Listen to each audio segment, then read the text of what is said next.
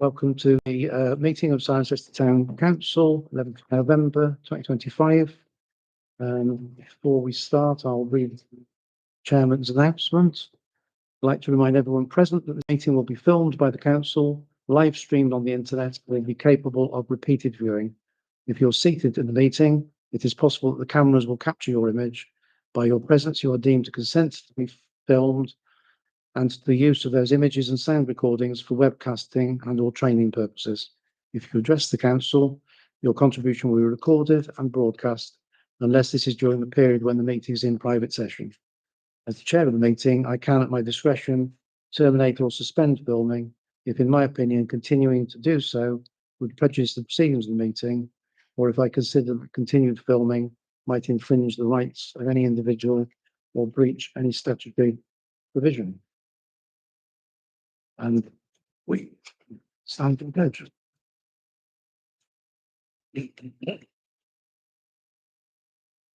Let our debating be reasoned and temperate, recognising that others may have a different point of view, and may we always remember that our deliberations and decisions are ultimately for the good of the people of Cirencester.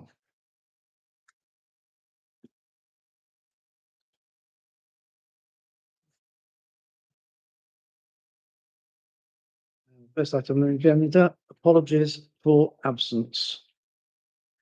We've received apologies from Andrew Turp, the Chief Executive Officer, the Chair of Council, Councillor Sarah Orr, and Councillor Naomi Bloomer for personal reasons.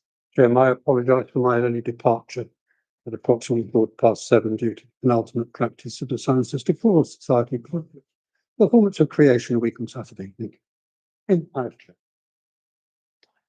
I will also be leaving at 8 o'clock promptly. I'm sorry. No, okay. Declarations of interest. Oh, yeah.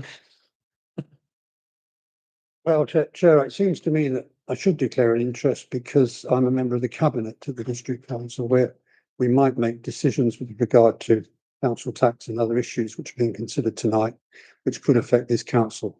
I haven't worked out what the conflict is, but this seems to me that transparency requires me to do that, having never been in such an elevated position before. That's the paragraph. I have the same conflict of interest. Thank you. Right, okay. I do. I suppose I do as well. Okay. We don't usually have this many. Council minutes from Tuesday the 9th of September, which were circulated previously. Ask your permission to whether they're an accurate record of the meeting. All those in favour? Aye.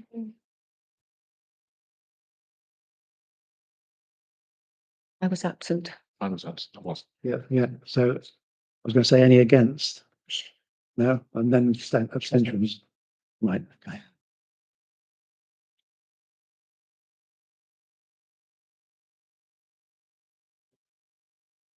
Participation. Don't think we have any, do we? No. District and county council participation. Councillor Thurston. I just wanted to give the council an update on the local plan review. Officers have been agreeing final numbers with cabinet and other councillors for the last few months. There have been many last minute changes. The final documents are with the printers and we will go out to public consultation. I believe it starts on the 26th or the 27th of November, goes until the 2nd of January. There are some proposals that will affect us. I'm sorry, I only have before me an older version. But I think as far as Cirencester is concerned, it will be outside of our boundaries, but there are expectations or there are proposals that there will be further housing development south of the Steadings, and Siddington and Preston Parish Council are also identified as areas that might receive significant numbers of housing in this plan period to 2043 and beyond. This is something of concern for this council because obviously any council tax precepts received in those places will not come to us, but they will probably be using Cirencester services and putting pressure on our infrastructure. So I just wanted to call that to your attention so that the planning committee can duly consider that. Thank you. Thank you, Councillor Program. I was at there was a briefing by the county council, by the district council yesterday. And yes, I think it was the 14th of November. They said it started for 7 weeks, but it may have changed. It may have moved. I guess I'm sorry. It's been moved a few times and I can't remember what it is now. So sorry about that. Any other county council? Yeah, it's a couple of county things. So the Family Hubs network has been launched, which allows families to come along and get guidance and advice right across county in different areas.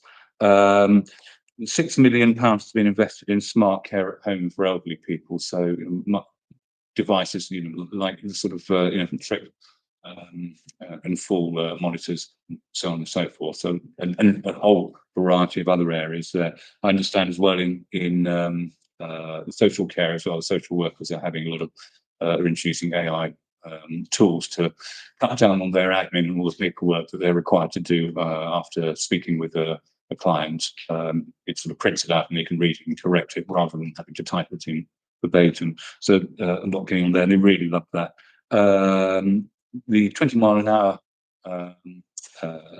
scheme that we announced has had 176,000 parishes applied to be part of that. So that's pretty successful. On the roads again, the clean sweeps, about clearing all the signs and bollards and bits and bobs that contractors seem to just lob into ditches. That's ongoing. We had I've got the numbers here. There's a significant amount of stuff being picked up. But the important thing is if you see anything, whether on highways at all, get on Fix My Street and report it, whatever it is. Please, please, please do that and tell all your residents to do it as well.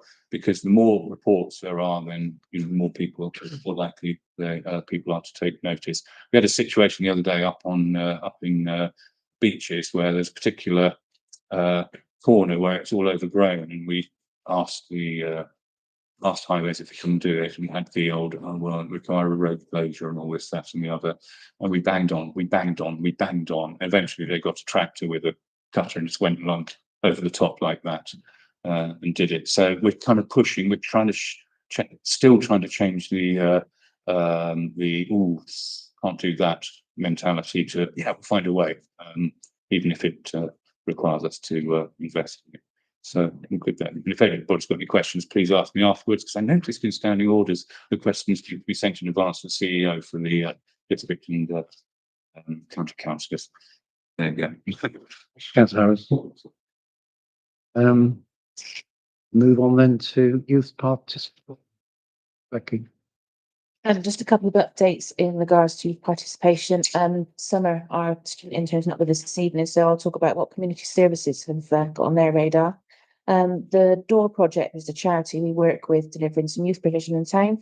I've just finalised their annual youth report, and that will be out this week in a weekly information sheet and will form part of community services plan working forward as we go through that.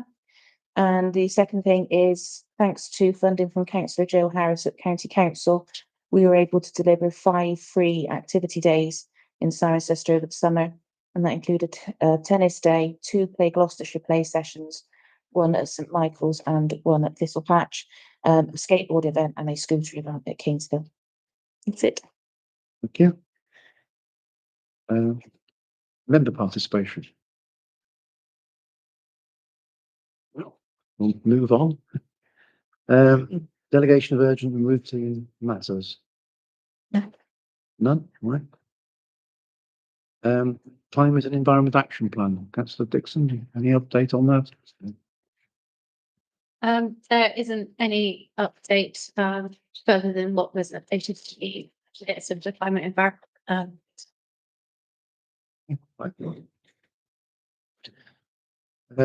Schedule of payments. Same thing with the finance and audit paperwork, wasn't it?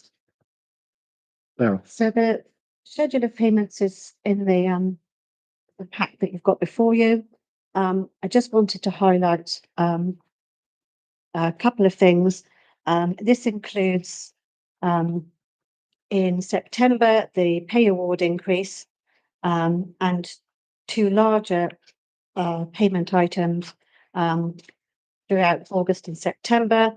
The Norman Arch expenditure of 61,500 and the Phoenix Festival of 68,000. Otherwise, everything else was pretty much in line with normal monthly expenditure. Councillor Coleman. Oh, thank you, Chair. Just a short question. It does say that each individual payment's been authorised by two councillors. And of course, there are quite a lot of them. I remember some initially or something, 10 years ago, whenever I was doing it. Indeed. What method are we using now for the councillors to authorise? Was it? Indeed, they are still, all the backs payments are still signed off by two members of the Finance and Audit Committee, and Councillor Dixon is a bank signatory and signs off the monthly bank recs every month. So all the payments are signed off by councillors. Councillor Bogle. Thank you. On the last line, it says that the Phoenix Festival and Waterways Environment Initiative were £73,586. Could you break that down for me, please? How much was the Phoenix Festival and how much was the environment? Phoenix Festival was 68,000 and the balance was the waterways. Thank you.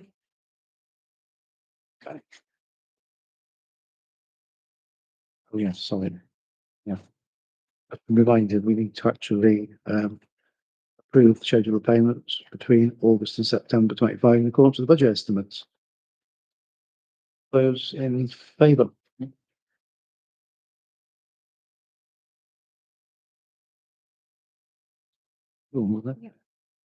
Again, was the other hand. Next item then is appointments. This is to make appointments to the council's groups and committees, as we've got two newer councillors who need to put their proposal. We could vote on that. We've got two councillors. Councillor David Watch would like to be appointed to the Community Services Committee, and Councillor Evans to the Finance and Audit Committee, Community Services Committee, and the Planning Committee. What? Gee boy. Okay, we'll vote in favour of that then. What is it? Might be your load, yeah. Okay. Do I ask you any against? Hands up. Next is the external audit report, which is part of a pack of paperwork. Don't think they have any problems, did they? Laura? So the external audit came back and all was good. But there was a note that the low reserve levels are being addressed in a time. But they were happy with the current status of the accounts. Check if you need to do that, that's fine. Councillor Evans, yeah. Is that external auditor point based on the proposal that was in the medium term financial plan in terms of increasing reserve? I believe so.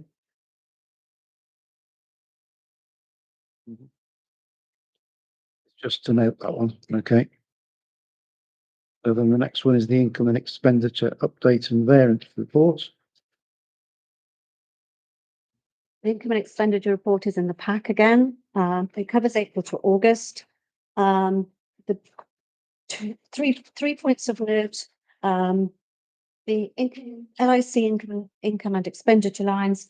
They are income's over the budget, expenditure slightly over, so it's on track. It's been closely monitored, and so that was the first point. Second point was that the community services safety expenditure slightly over budget. There was an unforeseen increase in the BT fibre cost. but I gathered that that additional 2,500 cost is going to be covered by cutbacks elsewhere. The one that's of particular concern is the priority project grant funding. There was a budget of 40,000 and a number of grants have been identified. One was applied for and was sadly not awarded. So that is potentially going to be an achievement in terms of income. So that's current state. I think everything else, the other areas are on track for this point in the year. Councillor Hammond. Thanks very much. So is there any way, and I don't know whether it's just the way it is, because this is up to August, and it's September, October, we're in November. So what we're looking at here is going, oh, okay, that's all right, and that's a bit, as pointed out with the grants there. But things might change, a lot happens in 2 months. It may be that either it's a lot better now and we have been awarded a grant, or it's awful because it's even worse than we thought. And I just wonder, is there any way, and we have asked for this in the past of the CEO, if we can have more up-to-date information and slightly more granular information? Even if it was up to last month, it'd be really good. Yes, this was what was taken to the Finance and Audit Committee 2 weeks ago, which has been what's been brought here today. Because of the timing of where month-end cycles fall, that September wasn't available at that particular point in time. So Yeah, why it's a timing of the monthly management account cycle. Yeah. it'd be great if we could find a way of getting closer to the numbers, because sometimes we have numbers that are 6 months out of date. Oh. Being able to prove something that's so historical, it's almost archaeological. Just I appreciate your point on granularity though, so that's noted. just on the grant funds, again, this is, we talked about this in council meetings about applying for a lot more and getting a lot more in and being really active on that. At the district council, we brought in millions for various grants and for a lot of green and ecological projects and so on and so forth. And I think we can learn something there from the officers there. But it'd be really good to understand what we've applied for and how many grants have we applied for and why we think they're not going in the direction that we'd like them to. So in consultation with my colleagues, I understand that one grant was applied for. It wasn't awarded because the project had already commenced. Yeah. And therefore the other one that was identified again it was reviewed and it wasn't thought it would be awarded on the same basis. This is particularly because this grant application stems particularly to the Norman Arch project.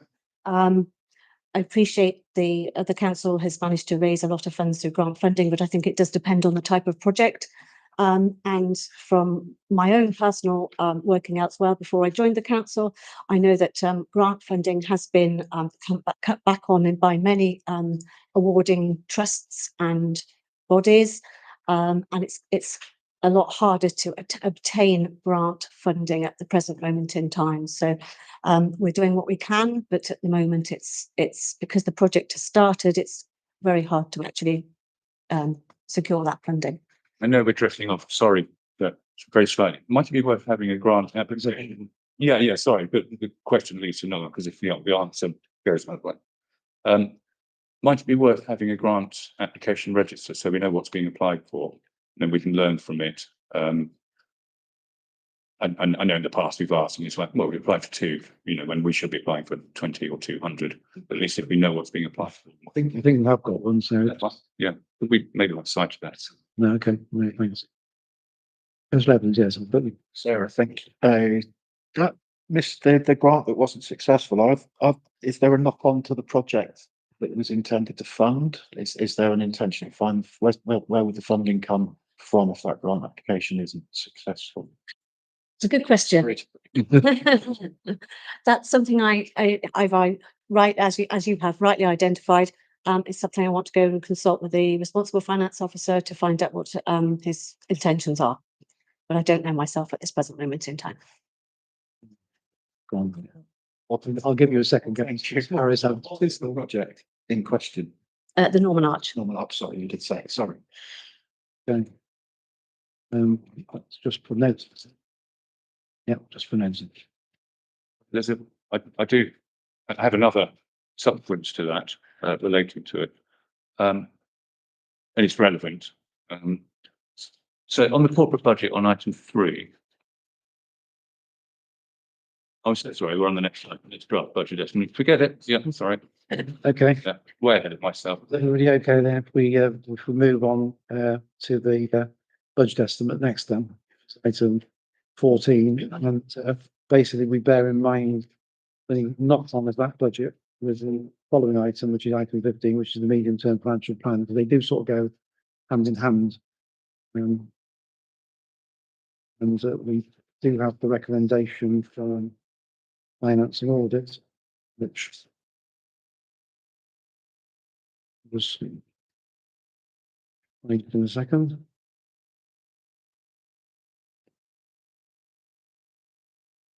Yes. The recommendation is that the council consult the community on the draft budget estimates for 2026-27. And I think there was going to be an addition to that, which was, bears in mind the results of consultation.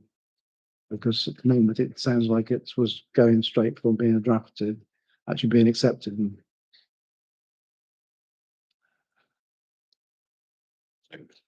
Question, mate, or Yeah. No, so that, what you said something, and then so yes, sorry, the voice is going. Yeah, the recommendation is that the council consult the community on the draft budget estimates for 2025, and that consultation is taken into account when the budget is set. Councillor Evans. Thank you. How do we define what a valid consultation looks like so that it's meaningful? How many would we expect? Respond 184 in a population of 20,000. Yeah, 384. Right. Well, thank you. I'll send you the calculation. Right. Councillor Evans again. And do we look at a simple majority or are we looking at a super majority? If that, Oh, and is it binding on council? no. It's got it. Sorry. Thank you. Councillor Harris. Yeah. So I was actually going to raise a similar thing because I noticed that the questionnaire only got 100 responses, and I think I don't know if it was the last meeting that we had. I read out I sort of explained how confidence, have confidence in surveys and so on and so forth, and how you need to get to a certain amount before you can confidently say that these numbers are valid. And with a low number like that, we should be very careful about making decisions or being guided by them. I think the greater the confidence interval, the more we can be guided by it. But the shorter it is, given that it's a good chance that 10 or 15 of those people might be councillors as well.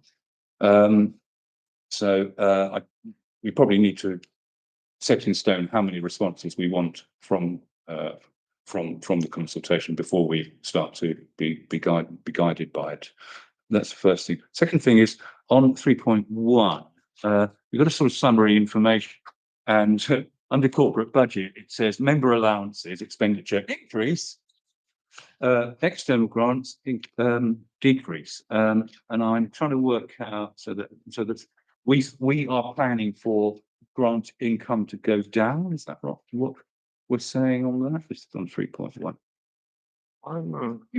Or are we saying external grants that we give will go down directly under? I'm not quite sure. Is this exactly? We're on 3.1.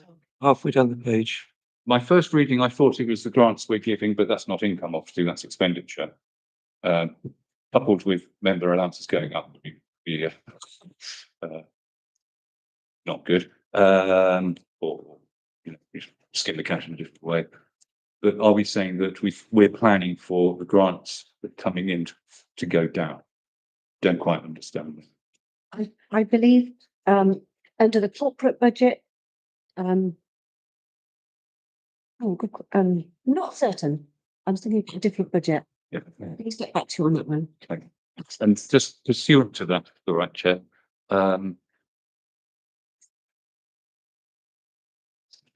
Member allowances, I think I'm right in saying that in corporate, that also includes the civic budget as well for the mayor. And that includes which will go up as well, and includes, if we organise an event or something like that in the community, that's contained within the corporate budget. Is that included in the member allowance bit, or is that purely just the member allowances? And if this just seems very kind of skinny, this table here.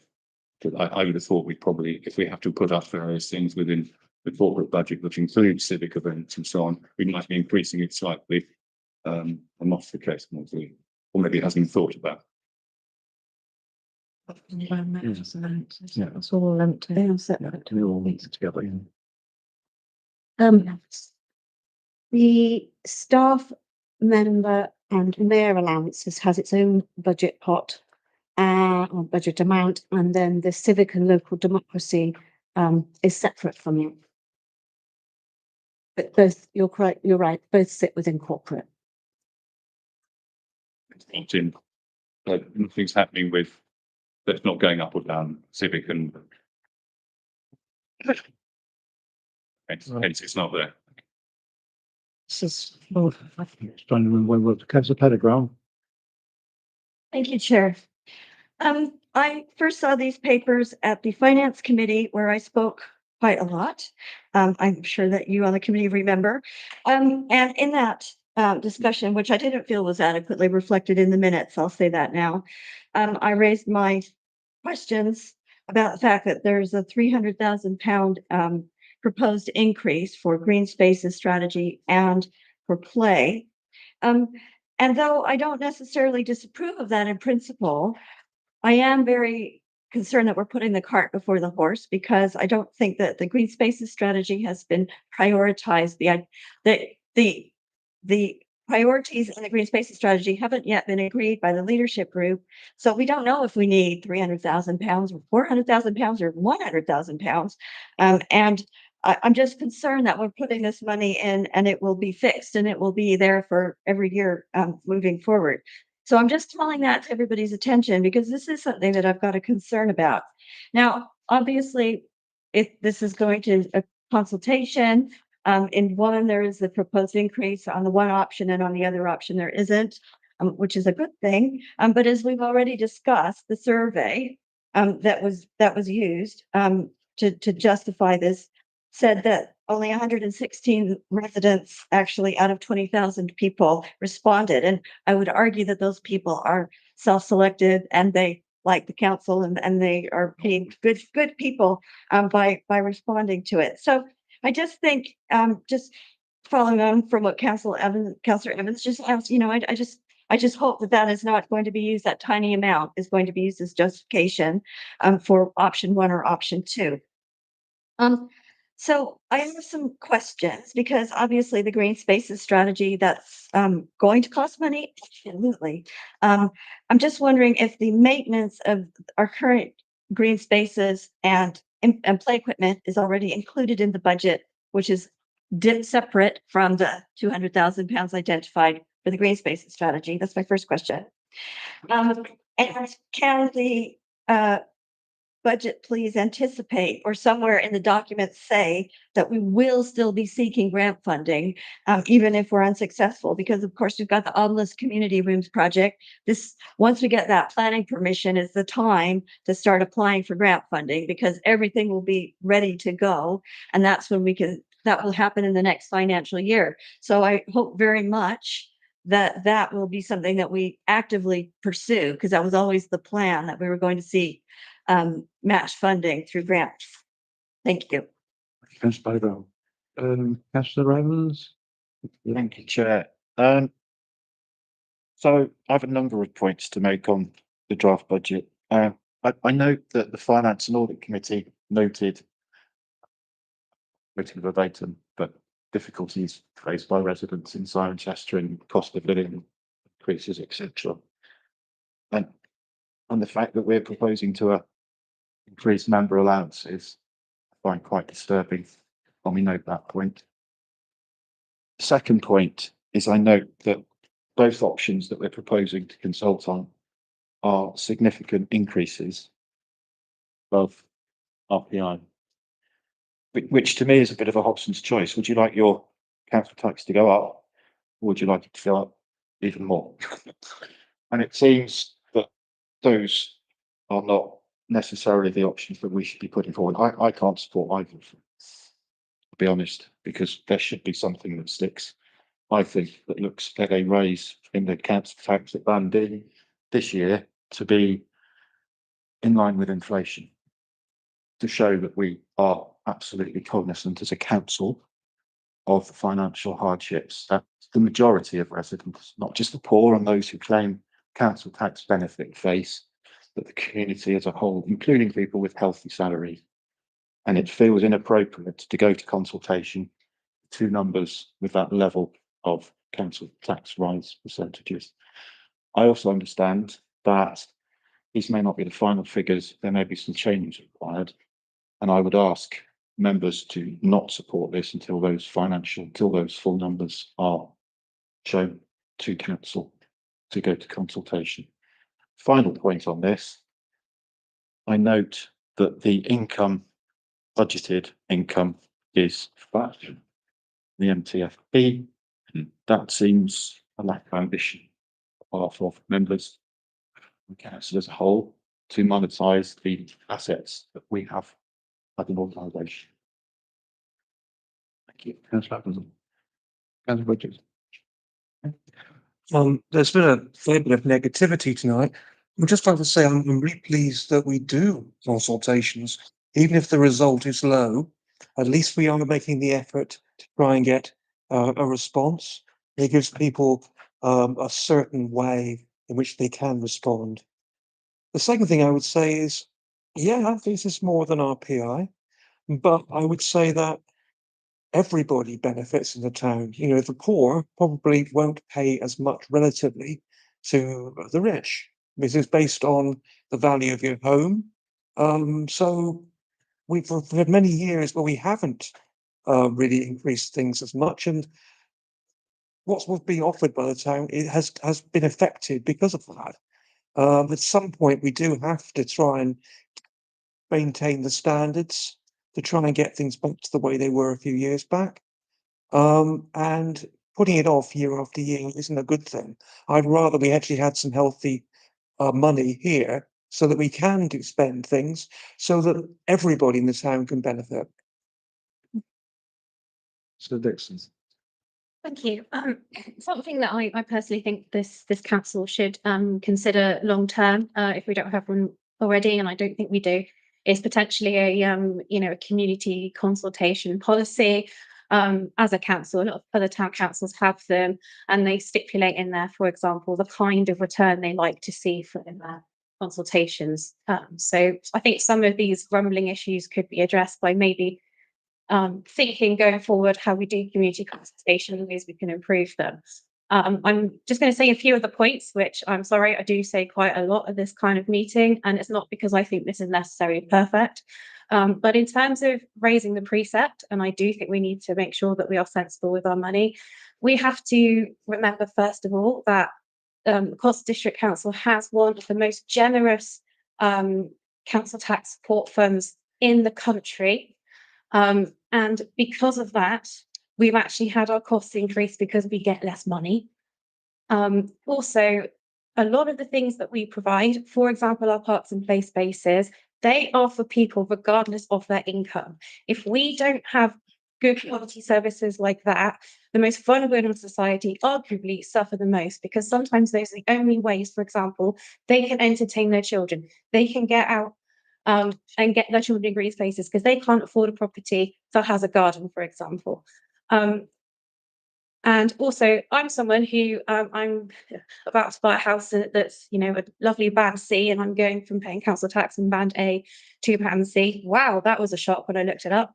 But I mean, I'm going to be honest. I'm still happy to pay it because I do think, on the whole, we can bring value for money. We're not perfect, but I do think that's something we strive for, and I'm going to vote generally in favour of this. Thank you.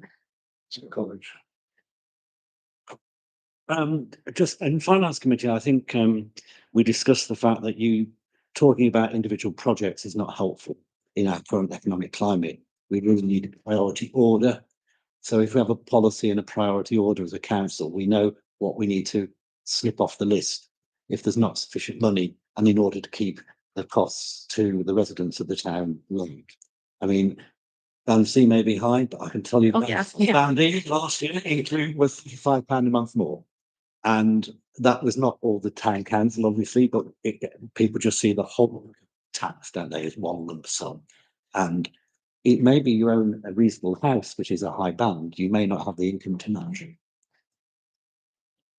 Councillor Goldman. I don't want to detain you at all, since we're going to leave shortly, but I think very briefly 2 points. If we had looked back to some of the earlier medium-term financial strategies, they would have included assumptions about the progress of the studies development, which with its every extra dwelling being money for this council, which is now years behind its original program for very sound reasons. But it just shows how difficult it is to plan forward and how flexible we need to be. And I will say, with regard to the question of members' allowances, as I understand it, it has been in the past the case that the only level of members' allowance that can be paid in Gloucestershire to a parish council is 500 a year. There was no flexibility, or fewer, or less rather. And we adopted that some years ago. There's been no rise in inflation, and of course it is taxable. And there's always a good reason to put off paying what we're worth, because we generally are very put in many more hours than many volunteers, and many more hours than unpaid. But where we can take art is those percentage figures about relative of expressing satisfaction with the county rather poor, with the district somewhat better, and with the town quite happy. And some of those people may have felt in that response, knowing that we receive an allowance at the moment of whatever it is, slightly less than £10 a week. I think if you want, once upon a time, town and parish councils are run by old men. Oh, hang on, there's a lot of us here. The difference being that without too much exaggeration, there are people who were retired and in the equivalent of, I don't know, Victorian gentlemen's clubs and possibly masons and just good chaps, I'm saying, so I'm really glad they have. Thank you. Before I call you, councillor Evans, I'm just checking whether there are other people who haven't spoken as opposed to those who've already had one go. Councillor, Happy to defer to councillor Evans and Okay. go next. Just a couple of points. I think I'm not surprised that the county gets lower approval ratings. They deal with things that people are obvious, like potholes and other social care. And the district is similarly delivering statutory services. So I'm not surprised about those things.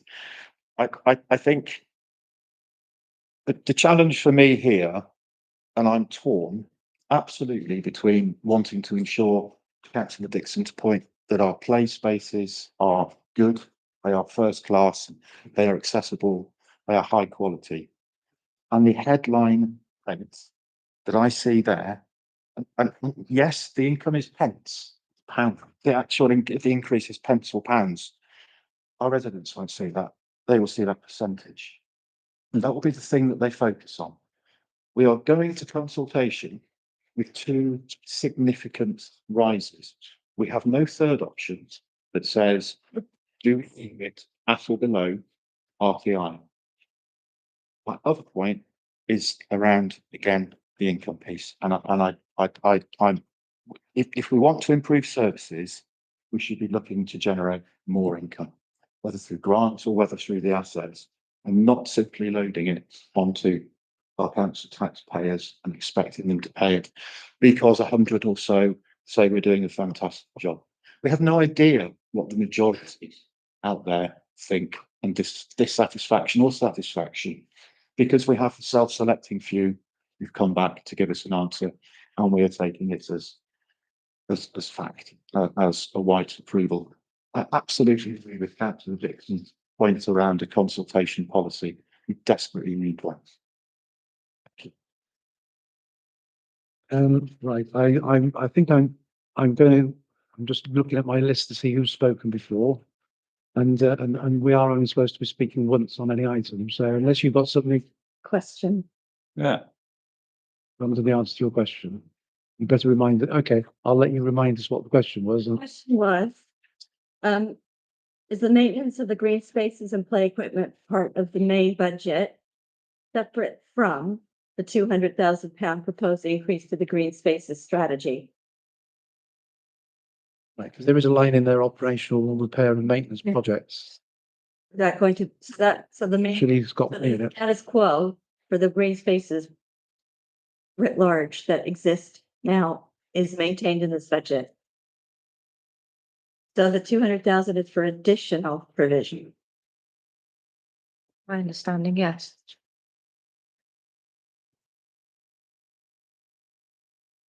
yes. As I say, there are separate lines on the capital projects and investment and operational repairs, maintenance, it's two separate items, so they are both there. Just wanted to confirm that. Want to come back on it? Just to give further clarification to that point, in the budget, the green spaces and strategy projects, it 200,000 is also for capital investment, which includes community services priorities. So it's not necessarily the full 200,000 for just the green spaces, unless that includes community services aspects, particularly it says here the Christmas lights. The land and property maintenance, I believe, of regular maintenance of the play spaces that falls within the land and property budget. And the land and property special project support for the play space improvements is a separate 100,000. 100,000. Thank you. Right, I've got councillor Irving as want to speak. Briefly, yes, councillor Harris as well. Oh, you wanted to go? No, I just would like to also speak, Right, whatever order you like. about the land and property, yeah, okay. Councillor Irving, first. Slightly facetiously, that while we only may have had 100 and odd responses to our survey, that when things go on that the town, the residents do not like, they are very good at letting us know, particularly on the when it refers to parking and similar things.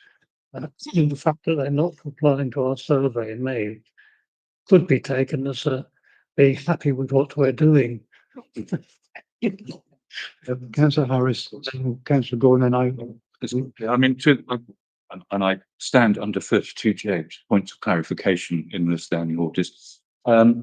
Just very briefly, Nick mentioned about the amount of effort going in about the surveys. It may not be a lot of people, but it's indicative. We can put more effort in.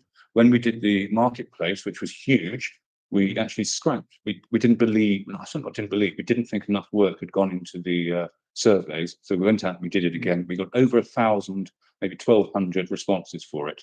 That's what we got when you try, when you really go for it.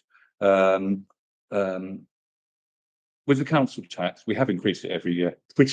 So we've never been low. We've always been on the high side because we've always felt that that's the way it should be done, being generally of a sort of liberal and slightly That this way. wasn't the case 2 years ago. It was high. It wasn't higher than. It was higher than inflation.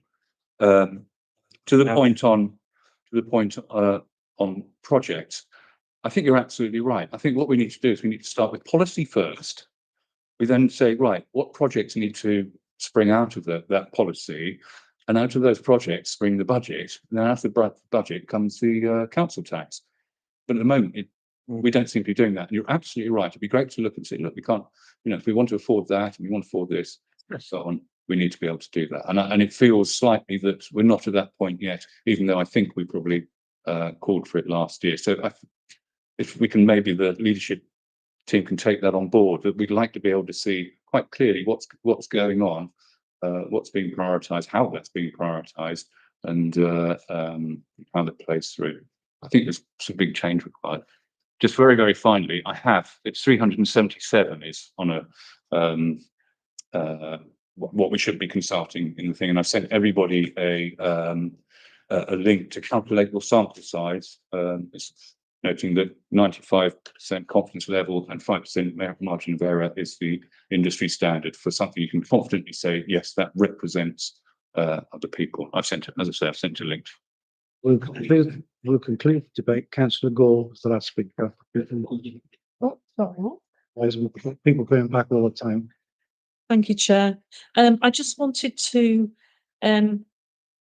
reassure Councillor Pellegrim that Leadership Group will be looking carefully at the green spaces strategy and how we go about implementing that, so that we can make sure that that money is spread in the right way.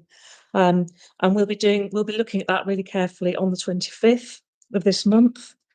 I think I totally understand what Councillor Evans is saying about percentages and about what people will see. I think it's up to us to emphasise how many pence those percentages equate to. I've done this over many, many years in other guises. And actually, it's really powerful if you've got a photograph of a councillor standing there with 34p or whatever it is in their hand. I know to some people it's still a lot of money, but actually we're way too fond of percentages. And it's, you know, I read a book as a student called Lies, Damn Lies and Statistics. And I think we need to talk in real numbers rather than percentages. I think the other thing that I wanted to say is that I hear again the concern about some of these figures are going to change. We've heard that tonight. And I think in our consultation, we need to be really clear that these are draft budget estimates and draft proposals. They are not set in stone. If we go out to consultation and basically say we're not going to change anything, then it's not very, we're casting doubt on our integrity. I think we need to be really clear that they are draft, that numbers might go up and down, probably will go up and down in the intervening period between tonight and the January meeting. And of course, if we don't approve these tonight, we won't be able to go out to consultation and we won't be able to set a budget in January, which will put us in a bit of a fix. So I will be supporting the recommendations tonight, Chair. Do you want to just quickly? Yeah, just very quickly, if that's good. Just from a officer point of view, so I've only been with Cirencester Town Council for the last 4.5 months. I think it's really important just to raise that there is a culture of continuous improvement throughout all the departments. Andrew asked me probably last week just to put together the last 4.5 months, what we've been able to do in income and revenue, because that is a big thing that we need to increase as a council. And just for land and property in particular, so total savings in the last 4 months is exceeding £14,990, an increased revenue of 7,500. So that's within 4.5 months. So continuous improvement is happening, and it does take enough time. But I think when you have the right people and the right team, it will be pushed forwards. So we put a lot of work into these budgets. We have reduced everywhere we can to provide the same service. If we were to reduce it anymore, it would be detrimental to the service we're providing. I was about to say, would like a just make a clarification. My point. My point isn't about the actuality. My point is that the budget numbers are flat. The reality may be different, but the fact that they are flat income says to me, we as a council are not looking to grow our income over the period of the medium-term financial plan. The reality is different, and I don't dispute that. Thank you for that clarification. But that shows our ambition for me, and it's flat, and that's to me is discipline. Yeah. Right, I'm going to take the vote now on the recommendation. Because I think we've had a pretty good debate all the way around the table, and in danger of people speaking 2, 3, 4 times if we're not careful. But that's against standing orders now. So the vote is on the recommendation to be amended, which feels in pages. That the council consult the community on the draft budget estimates for 26-27 and take into account the consultation responses. I was in favour.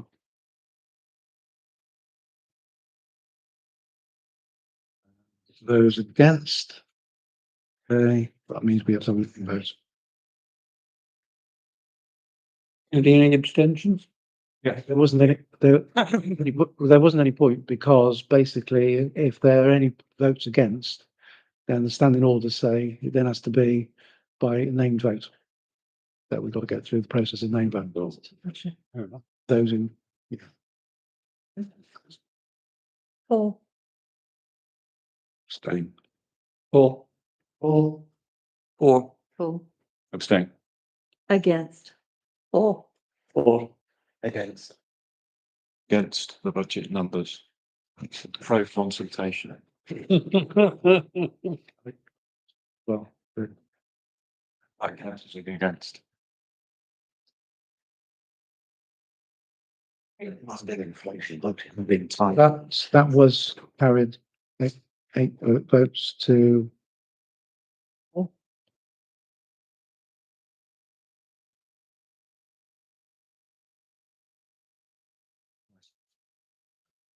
So the next one is the medium-term financial plan. Chair, Sorry, are we going to have a separate vote on man's allowances? Part of the, Is it? no, that was part of the budget. Well, I asked Good answer. clarification whether we were having a separate vote. Not. By chair that we were. quite sure what to do now. Yeah. Chair. Well, that can be considered as part of the meeting in January. That will change, obviously change the figures. Yeah, that would, that would require change to the actual budget figures, wouldn't it? Yeah. Possibly. But they're changing anyway. That's good. Can I just add one thing? I think the budget as presented here is pretty unsatisfactory. It has no inflation and any budget headings, but any items that would be subject to inflation. So I think it needs a lot more work before it really becomes an effective budget. Both the policy prioritization, inflation built in, any cuts, any expected increase in revenue should all be included in an estimated draft budget. Water inflation wouldn't it? Yeah. I understood it is. Yeah, I understood it was. Yeah. Yeah. Yeah. If I may, Chair, in response to Councillor College's comment, I understand your concerns. It's just to reassure you that on the expenditure side, inflation has been included, and I appreciate the income does look flat. It's not to say that we aren't being ambitious. It's really just to give a view of, I suppose, the worst case scenario of what impact it would have towards the precept. What was the level of inflation built in? 3%, 4%, 5%? 3%, I think it is. Can I clarify that? Sorry, I think I read somewhere than 5%. We have at the moment. Yeah, That's in the midterm That's finance. in the mid-term financial plan. Thank you. medium-term financial plans, next item on the agenda, which basically follows on from the budgets. Option one is basically in line with the budgets, and option two is a lower one where it spreads the costs over projects over more years. That's correct, rather than front loading it. Correct. That's all. Thank you, Chair. I think it's really difficult to separate these two reports. It always is, it always will be. But I think I'd like to address the concerns that Councillor Evans has raised and that Councillor Harris raised previously, and say and reiterate the fact that Leadership Group has recognised that there is a lack of ambition in our budget, that it's up to us as members to determine what that ambition is, and that we're absolutely of the intention to start that process very early for next year's budget. It's a bit late for this year's budget. We have to set a budget. We have to set a balanced budget in January. Thereafter, we will be looking really closely and inviting all members to participate in discussions about what our ambition should be, how we prioritise, and where we put our money, and what we say to the public about where we're putting our money. And I'd like to move that we approve this medium-term financial strategy. Does that find a second as well before we go on? Sorry, can I just clarify? What do we've got two options on the MTFP. Which one are we looking to? Consultation for community, for them to. Right. I'm going to consult on both.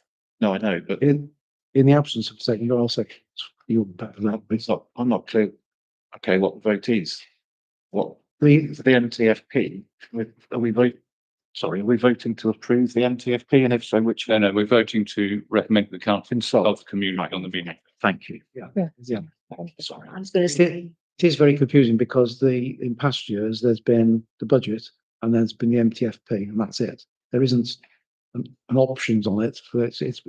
So clearly this time what we're saying is there are going to be options put forward into the consultation. Councillor Harris and the Telegram. I'll give way. I was just going to say, I was going to second it, that's all. Oh, right, okay. Yeah, I know what you're saying, Christine, but from Dolly, it doesn't take much to increase the income by inflation at the very least, or prediction inflation. We've done that in other areas. But I really don't think we can put this out as this council and say, this is all we're going to do. Now, I know you said we're not, but this is what we're saying. And I can't support that. What I could support is if we ask the Chief Financial Officer, my apologies, if the title was different, our finance officer, to say, go and at the very least add an inflation to the income period, because at least we can then, that's one target we can set the continuous growth is the very worst. Let's at least increase it by inflation, because then we can offset that against our costs. And the very best, as some of us do in business, we say, okay, we're going to do it, but 10% on last year plus inflation, or whatever we think we're going to try and improve on last year because of that continuous improvement. But I would suggest that what I'd like to propose, if that's at all possible, is yes, we can approve this, but maybe on option 1 or option 2 or whichever option, at least increase it by inflation each year, and maybe have a more ambitious one, rather than saying, I mean, the worst case is that it all goes down. That's even. I really don't think we should be looking worst case. Are we able to take it away and say we'll approve it subject to those numbers being increased by inflation on one? And just get Sarah to Sorry, yeah. clarify what actually goes out for consultation. I might have misled you. A couple of points to make following Councillor Harris's comments. I understand about your suggestion of increasing income line by inflation. I'd just like to highlight that a number of the income lines are actually already set by contract. It's not easy to increase that income line by inflation because the contracts are already in place for multiple years. In addition, there are certain activities that happen within the council and within the community where there is a finite number of days and weeks to hold things like markets in the year. You can't suddenly increase the number of the quantity of them, or necessarily the rate at which you charge out. So it's maybe not as simple as applying just inflation to the income line on a year-on-year basis. But just to clarify, for the purposes of what you'll need to agree on this evening, if possible, for consultation purposes, it is just the 26-27 columns on each plan, not the entire multi-year plan that is going out to consultation. It's just the budget, the midterm financial plan option 1 budget column for the 26-27, which is in fact the budget. It front loads the project costs and the project expenditure. The second option basically takes the same total cost but spreads it over a number of years, basically giving the electorate an option to spread the cost of those projects over a number of years, with the view that the council will then deliver those projects over a couple of years. That's sort of answer part of my question. If I can just. Right, okay, yeah. Okay, so if we're only, but we're only voting on the 26th draft, so is that all the public will see? Or will they see the other columns? And if they won't see the other columns, how do they know it's being spread over the subsequent years if they don't see what's happening in the subsequent years? I'm not sure. That's the first one. Till now. Um, that said, I still think it's a bad look to decrease income. And I take your point on it, but what we should be doing, what we're trying to do, and to Keith's point about continuous improvement, at the very least, we should say, let's try and get some. You know, it gets the old mind thinking. I'm not. If we can't put on any markets, we can't put on any more markets. That's the end of that. But you know, it gets the mind thinking. Right, what can we do? You know, and I know you're thinking all the time about that. We go, what could we do? Let's try this. You know, and it's better to try and fail than to go. You know, we're maxed out. And, you know, I think it'd be much better to put not an ambitious stretch target in there, just an inflation in there, because I would have thought that our residents expect to see that. I hope they do. And I don't absolutely take your point about fixed contracts, but you know, if we get, I don't know if we get Joss's next year on the same contract, but get Joss's and somebody else, get somebody and somebody else. That's all I'm saying. Ambition. Councillor Pellegrin. Thank you, Chair. First of all, Councillor Gore, I have absolute faith in you, and you're a very clever woman, and you're a good leader, and I'm sure that you will identify priorities. I have no doubt, and I'm glad to have you in that role.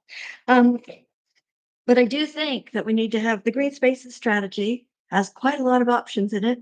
Some of them are big and chunky. And we could, at least for the purposes of this consultation, say what that £200,000 is probably going to go for. And I do think that's really, really important. And I do think that the document that goes around this consultation better be more than just a bunch of numbers. And it needs to say what our ambitions are. And I think that has to come from the leadership group. So, you know, I'm not going to vote for this because I just feel like there's just too many questions and more needs to be fleshed out. And the other thing is, Councillor Dixon suggested, I also agree that we do some kind of a consultation policy.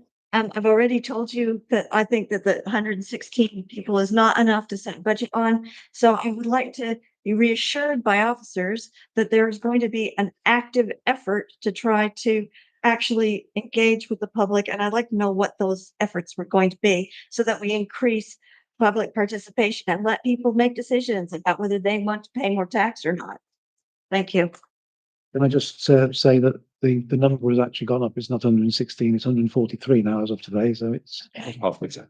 in a little bit. Were any of the councillors indicating now? So can we amend the recommendation? Can I propose that we amend the recommendation? I'd like to propose, if I have a second, I'd like to propose that we amend the medium-term financial plan to within the income area to increase it by inflation or projected inflation and reflect that. So when we take it to the public to see it, let's see that we have some ambition at the very least to track inflation. And if Councillor Harris were to propose that, I would second. Councillor Harris did propose. He did. Would second that. We probably better have a debate on that then, because what you're basically saying is that you want the budget for this next year to go up, not down like it is in some cases. I want the income. Where evidence to go up. Inflation. Income, not the budget. Yes, but that is the budget, because effectively the option one, it's in line with the budget. And option two is also in line with most places, but not really. But increasing the income does not increase the expenditure, so it shouldn't be a terribly difficult piece of work. I'm not saying we take a knife to any of the expenditure. I'm saying we increase the income. Yeah, just in response. So I think what's currently there is exactly what we will project it to get from all the contracts, looking at all the data that we gathered. I think you're right in saying that, you know, officers will find other opportunities to create more income. So I think just more of a reassurance that In some of the lines where it has gone down, it's because we're not projected to get as much because, say, a residential property we'd normally rent out isn't being rented out. So that's why it's gone down slightly. But yeah, that's sort of my point. The first, Councillor. Sorry, Chair, I just wanted to, in light of what Sarah said and what Keith said, I wonder whether Councillor Harris would be willing to consider a slight caveat on his wording, which was to increase income in line with inflation where it's possible to do so. Because we've already heard that if we've got contracts in place, we can't just go out and say, we want you to pay an extra however much. So you've asked me quite, if I can reply to that.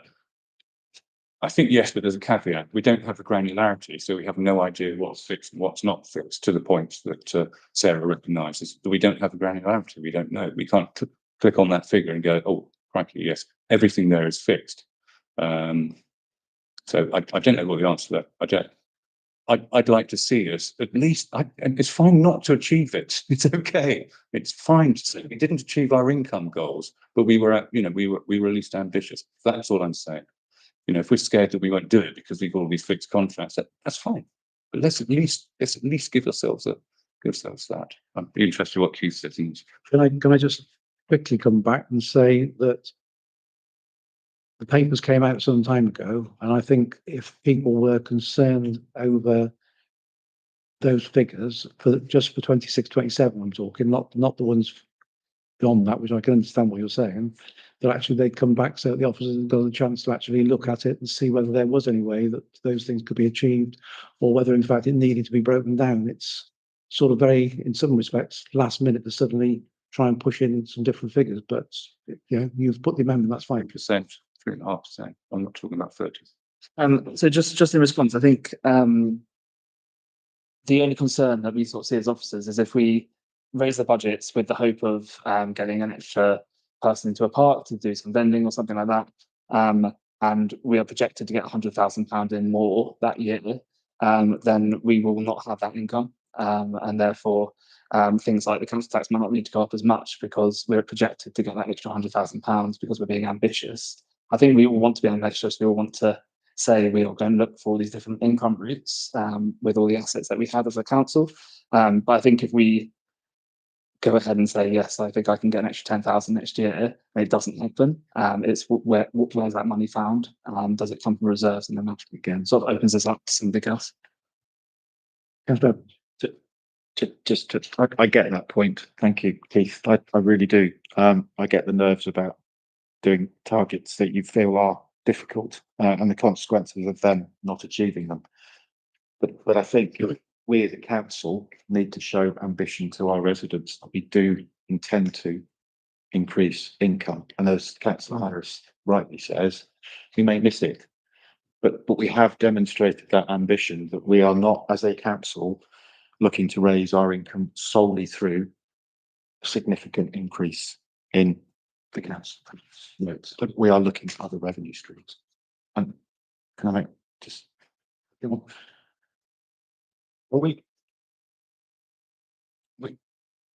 when we can consult, I think, to Councillor Pellegrin's point, this just can't be numbers. I think we need an option and a very good narrative around why the numbers are like this. But I also feel that we need an option to say, should council tax go up by this level as well, or none of the above, none of the two, one of those two options, so that our residents have the ability to say, look, I don't want either of these, I want a lower rate, because that for me is useful feedback. Notwithstanding that we may not have enough respondents, but those that have an opportunity to express a view that says, I don't want either of these, I don't want council tax to go up. And the narrative says, and that would have consequences on the budget and things we're able to do. But at least it gives our residents, if we're going to consult, an option. So College? Well, just to reinforce, I think the narrative is going to be crucial in this. And I take the fact it's just 26, 27 column as quite important. I think besides inflation, if we're looking at the whole document, what we ought to be looking at contract end time, that's a renegotiation and potential savings because there's a reduction of expenditure to be sought as well as rise in income. So if we were taking the whole document, I think it's a slightly different view to if we just take 1 year. But I do think that there's a real crucial bit on the narrative, which would sell the council's vision to the public at the same time. Councillor Bridges. Councillor Bridges. Didn't hear. I'm going a bit deaf, you know. What was I going to say? I was saying, if you offer people the opportunity of not increasing, they're going to say, "Yeah, well, why? Well, of course, I don't want to pay any more." Sorry. So he's got to be very careful about selling the sizzle, because things can't stay the way they are because things are deteriorating. Mm. You've got to invest every year in new things, otherwise things just become complete crap. And that's where we're actually at the moment. I just wanted to make a clarification on that. Yes, I take the point. You need to sell, you need the narrative, but if it's okay to say we're going to put it up and we're going to put a narrative and that'll be fine. Yeah. You need a narrative around keeping the same on what the consequences then would be. Yeah. I think the narrative either way has to be strong and is crucial here. But you can't say, the narrative just on the neck on the neck. We can't keep it as is, but you can't put a strong enough narrative around it when you say we're going to put it up. And therefore we're going to put a narrative around it. You can't have both sides. The narrative is crucial. The narrative, yeah. But you've always give examples of how things can be better. Indeed. And pictures. Which is through the chair. You have to address the chair. And I just want to get back to something. You're summing up on your amendment now. Well, yeah, I mean, I'd like to propose that we do that. I think Councillor Bridges has made a really good point that we have to spend money, we have to improve. What I'm arguing is that we contribute to that by being ambitious in our income, or at least modestly ambitious. And if it's any assurance, just a 3% increase on the income in land and property would be £1,050, not £10,000. So I kind of feel it's probably doable within community services, which underwrites a lot of other services. It has to be said. That on based on that would be about £3,500, and that might be harder to do, you know. Then there may, but in community services there are more grants available, more grants from senior council, other councils, and so on and so forth. So, but if it's again, we're not saying. We're saying we need to be ambitious. We need to go after this, and we need to get our mindset around that. And certainly in the way that it's happened in community services over the years, we can do this. This didn't happen 10 years ago, did it? In community services, we lost money every single week, every single market. We lost money, and we were kind of resigned to that at one stage. But we can get the rest of it operating in the same way. I'm pleased. So just on that, I think and if you want to keep the council tax increase the same, I'm not saying let's reduce that because we're going to do more on the top line. I'd say put more in reserves as a buffer, but please be ambitious on the top line, on the income. Let's increase that. Let's put more in reserves. Let's keep the proposed increases the same if you wish, and then we can take that out to consultation. That way, if the goal isn't hit, it's like, okay, our reserves are slightly less, but if you do get another £1,000 a year and there's another £3,500 we can get from a councillor, then great. But let's be ambitious. So that's my proposal, and I think you're seconding it. And we go to the vote now on the. I think you've just summed up. So the votes on the amendments. Can you read back the amendment for us, Celia? So it's amending the medium-term financial plan to increase the projected income by inflation. Yep. And to bottom line the same, and put its reserves. That's important because we don't want to just zero down the bottom and then. The voting then is on the amendment. Can I propose an amendment for the? Sorry. No, go for it. We've got to That's in order. And if we, amending the numbers, I would like to see on the consultation an option that says neither of those to enable people to express that opinion. I think that's a further amendment. I think we'll vote on the first stuff further. Happy to tag it onto mine if it makes it easier for procedurally. You want to make it separate because you might have a different view. Okay, Do it a separate amendment. so But all those there in favour of that amendment? Which amendment? which one? Amendment. Councillor Harris is yeah, That's Harris's amendment, yes. increase the ambition. Well, I'm in favour of it. So, Aye. And those against?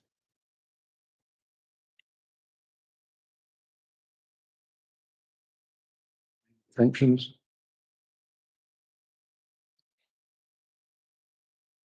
We're supposed to take a name vote, but it seems like it's 5 in favour, 4 against, and 1 abstention.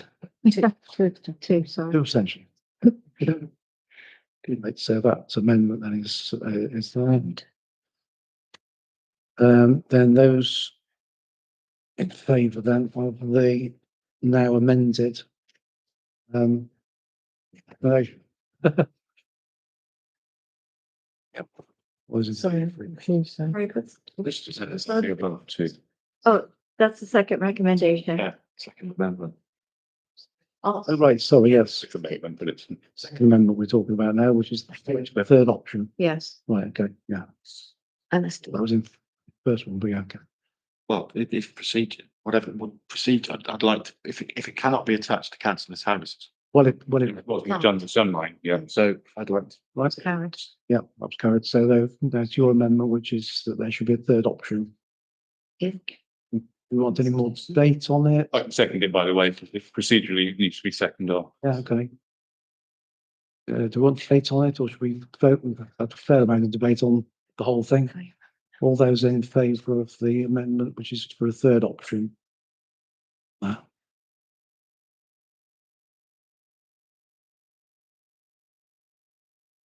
I was against.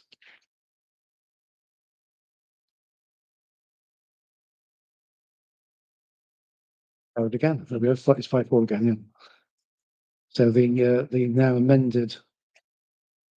Amended version, which is the You can make them negate your motion. The original, is it originally wrote then? Oh, good.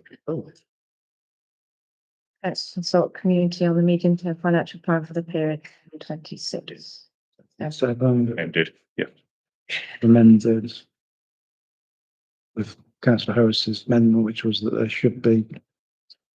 Sorry, yes, both amendments. I think I don't think it negates it, does it? No, okay. All right, then all those then in favour of that. We need to offer. This is what the amendment is there. In favour against consultation. So, yeah, so what we're now voting on is that the council consults the community on the medium-term financial plan for the period beyond 26-27. Which actually we're not worried, Yeah. That's not right. because that does then include all the other years, which was what I thought we weren't doing. Yeah. I think the word beyond goes Yeah. off that. I mean, this is actually for 26-27. With increase in inflationary increase on the income, 3%. And not a third option, which is 0 increase. None of the above. None of the above, yeah. No. That's true, yes, none of the above. Everyone clear? Can I clarify? Well, all it was that Sarah said that it was just for next year, but the wording of the recommendation says beyond. Well, when I just read it back, I removed the beyond because Okay. he had said that it was actually just looked to. Great, Colin. Yes. They've got 3 options on the budget. Chair, can I just be really clear what we are consulting on here? We are putting out to consultation. It is the 26-27 numbers, not the MP. Thank you. Yeah, it's not whole. We don't usually consult over the whole of the medium-term financial plan. Because it is, the further you get into the medium-term financial plan, the more sort of abstract it is as to whether the figures are right or not. Okay, so those then in favour of the amended.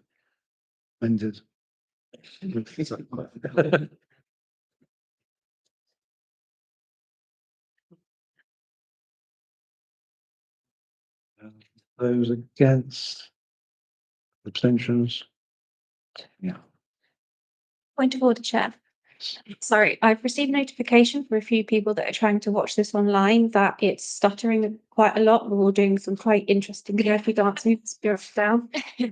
So I don't know if it can be rectified right now, but if it can be, there might be people that appreciate it. I'm sorry to interrupt, but I thought it was important. Right. It's the way to speak. The online.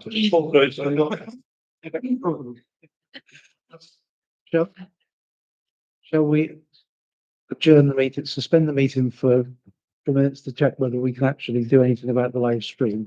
Start it. Stop it and start it. That's all I can do. Sorry. Classic. Point to the wall. Point. So take a vote on whether we suspend the meeting for a couple of minutes. What do we? What's this? 5 minutes. 2 minutes while the. Shall I sit you'll sit for time?